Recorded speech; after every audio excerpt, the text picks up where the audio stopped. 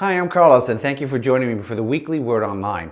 I want to continue with the scripture I shared with you last time out of Matthew chapter 2:11. And again it says, and when they were coming to the house, they saw the young child and his mother, Mary. And they fell down and worshipped him. And when they had opened their treasures, they presented unto him gifts, gold and frankincense and myrrh.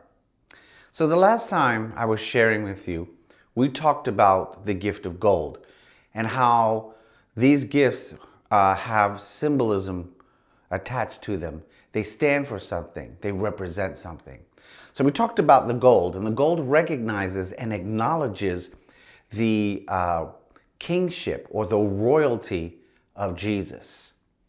And so now these three wise men give their second gift, and they present this one to Jesus. Frankincense, which when I was a kid, I called it Frankenstein, and I'm sure you've heard that before. Now, frankincense is a wonderful picture here as part of the group of gifts. And frankincense acknowledges the deity or the divinity of Jesus.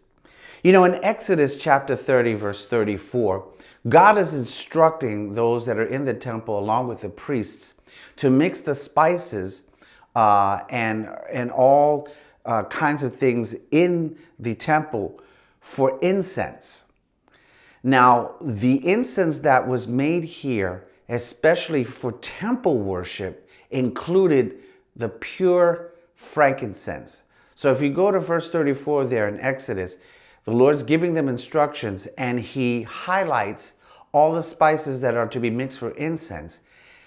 But he goes through the trouble of saying pure frankincense. Now, we talked about the gold last week. We talked about the purity of gold, that the higher the purity of gold, the more valuable it is, and how gold doesn't rust or tarnish. So now we have this wonderful image of the frankincense. Now, frankincense comes from a plant called the boswellia plant that is still thriving right now at this time in the Middle East. It's still being used. Frankincense, I don't know what it smells like, but apparently it smells wonderful. So think about the smoke of the incense in the temple as they began to begin worship in the temple of the Lord. I mean, I wonder what that must not only smell like, but what it looked like. So again, as we acknowledge Jesus' divinity and his deity here, we go and we do that like the priest did before, and we worship him.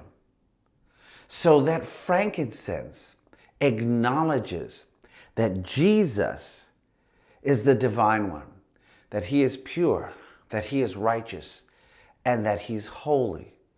And by all means, he is definitely worthy of our worship.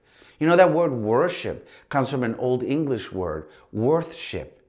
And the Lord, and Jesus in this case, for sure is worthy of our worship. You know, as we continue to count down in Advent for this season, and as we continue to look forward to Christmas, I would pray that you would not only acknowledge him as King, as the wise men did, but now take that next step to acknowledge him in worship, because he's worth it. He is deity, he is divinity, and he is God.